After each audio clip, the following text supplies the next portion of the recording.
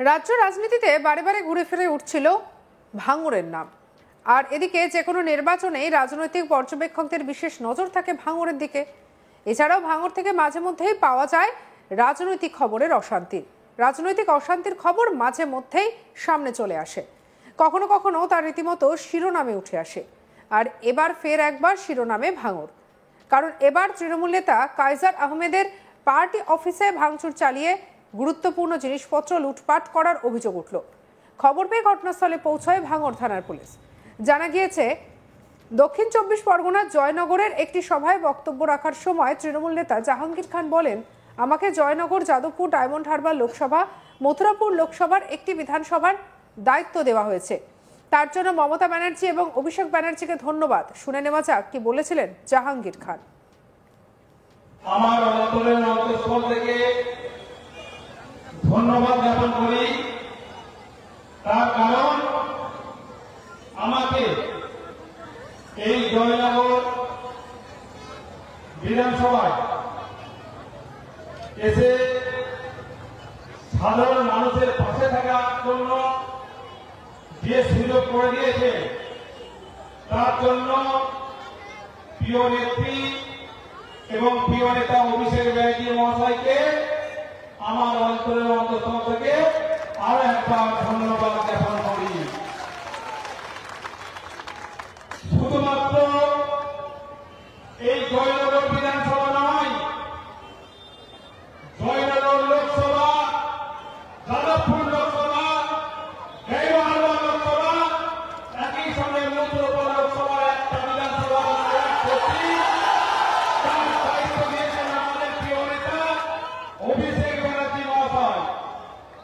তাই ওনাদেরকে আমি আমার অন্তর আরো একবার অসংখ্য অসংখ্য ধন্যবাদ জানাই। আর জাহাঙ্গীরের বক্তব্য সোশ্যাল মিডিয়ায় ভাইরাল হতেই ভাঙড়ের তৃণমূল নেতা কায়সার আহমেদের অনুগামীরা আতশবাজি ফাটাতে থাকেন। অভিযোগ, তার কিছুক্ষণের মধ্যেই বেশ কিছু দুষ্কৃতী কায়সারের পার্টি অফিসে ভাঙচুর চালায়।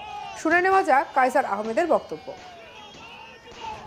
এইমাত্র খবর পেলাম আমার অফিসটা ভাঙচুর করেছে এবং সেখানে মমতা বন্দ্যোপাধ্যায়, অভিষেক বন্দ্যোপাধ্যায়ের ছবি ছিল, দলের কিছু গুরুত্বপূর্ণ পেপার ছিল এবং আমারও কিছু গুরুত্বপূর্ণ দলিলের কাগজপত্র ছিল, সেগুলো সব লুট করেছে এবং কিছু দুষ্কৃতী এসব কাজ করেছে। পুলিশ এখন ওখানে পিকেটিং আছে। তো আমি পুলিশের কাছে অনুরোধ করব, প্রশাসনের কাছে অনুরোধ করব, যে বা যারা এই ঘটনা ঘটেছে তাদেরকে চিহ্নিত করে দৃষ্টান্তমূলক সাজা দেওয়া হোক। ঘটনাকে কেন্দ্র করে চাঞ্চল্য ছড়ায় গোটা এলাকায়। গোটা বিষয়টি খতিয়ে দেখছে পুলিশ। এ নিয়ে আমাদের কালিক প্রসেনজিৎ সাহার রিপোর্ট দেখাবো। তৃণমূলের গোষ্ঠীকন্দল দক্ষিণ 24 পরগনা জেলায় নতুন কিছু নয়।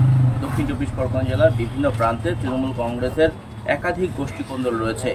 বারে বারে সেই কন্দলের বিষয়টি সামনেও এসেছে।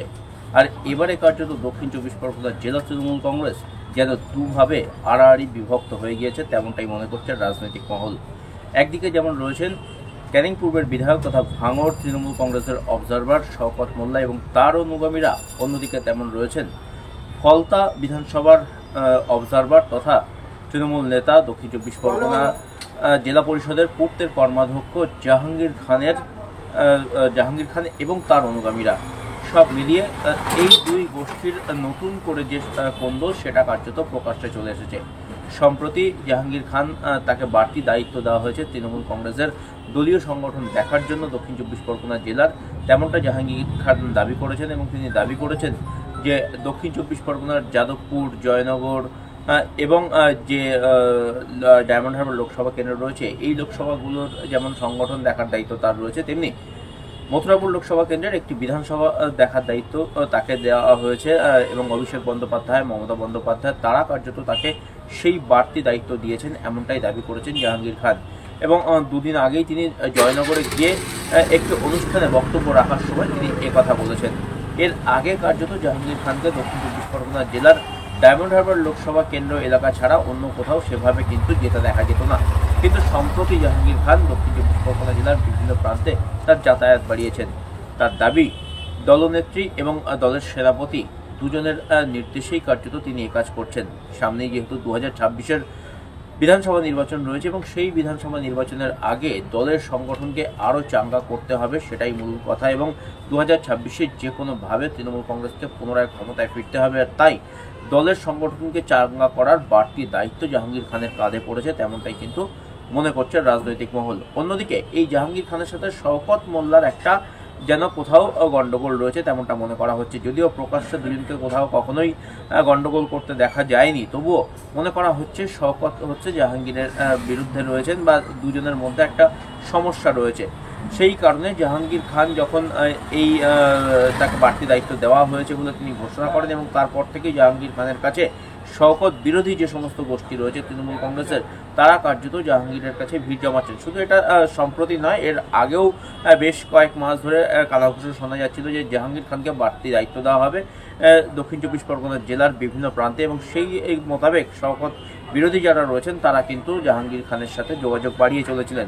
আর জাহাঙ্গীর খান গোটা ঘটনাটা প্রকাশ্যে যখন তিনি বলেন ক্যামেরার সামনে, তখন কিন্তু তার যারা অনুগামী তারা কিন্তু আনন্দে উচ্ছ্বসিত হয়ে ওঠে এবং সেই আনন্দে উচ্ছ্বসিত হয়ে ওঠেন ভাঙড়ের অন্যতম তৃণমূল নেতা কাইজার আহমেদ এবং তার অনুগামীরা। এবং জাহাঙ্গীর খান যেদিন এই কথা ঘোষণা করেছেন, সেই তার যে বক্তব্য তা কিন্তু মুহূর্তে সোশ্যাল মিডিয়াতে ভাইরাল হয়ে যায়। তৃণমূল কংগ্রেস কর্মী যারা জাহাঙ্গীর খানের অনুগামী বা যারা শওকত মোল্লা বিরোধী, তারা কার্যত আনন্দে ফেটে পড়েন। কাইজার আহমেদ তার অন্যথা নয়, এবং কাইজার আহমেদ এবং তার লোকজন তার যে অফিস রয়েছে ভাঙড়ে, তার সামনে আতশবাজি ফাটাতে শুরু করেন সেই আনন্দে। অভিযোগ, সেই আতশবাজি ফাটানোর কারণেই কাইজারের অফিসে ভাঙচুর চালানো হয় এবং তার যে গুরুত্বপূর্ণ নথিপত্র আছে তা কার্যত লুটপাট করা হয়, তেমনটাই অভিযোগ। এবং এর পেছনে শওকত মোল্লার অনুগামীরা রয়েছেন তেমনটাই মনে করা হচ্ছে এবং শওকত মোল্লার নির্দেশে এই ঘটনা ঘটানো হয়েছে বলেও কিন্তু কাইজার আহমেদ তিনি কিন্তু অভিযোগ করছেন। সব মিলিয়ে গোটা ঘটনাকে কেন্দ্র করে নতুন করে কিন্তু উত্তেজনা ছড়িয়েছে দক্ষিণ চব্বিশ পরগনা জেলা জুড়ে, এবং তৃণমূলের গোষ্ঠীকন্দল দুপক্ষের মধ্যে যেটা রয়েছে সেটা কিন্তু আরও একবার প্রকাশ্যে চলে এসেছে ভাঙড়ের এই ঘটনাকে কেন্দ্র করে। রাজ্য রাজনীতিতে ঘুরে ফিরে উঠে আসে ভাঙড়ের নাম। যে কোনো নির্বাচনে রাজনৈতিক পর্যবেক্ষকদের বিশেষ নজর থাকে ভাঙড়ের দিকে। এছাড়াও ভাঙড় থেকে মাঝে মধ্যেই পাওয়া যায় রাজনৈতিক অশান্তির খবর। কখনো কখনো তা রীতিমতো শিরোনামে উঠে আসে। ফের একবার খবরের শিরোনামে এলো ভাঙড়, কারণ এবার তৃণমূল নেতা কায়সার আহমেদের পার্টি অফিসে ভাঙচুর চালিয়ে গুরুত্বপূর্ণ জিনিসপত্র লুটপাট করার অভিযোগ সামনে এলো।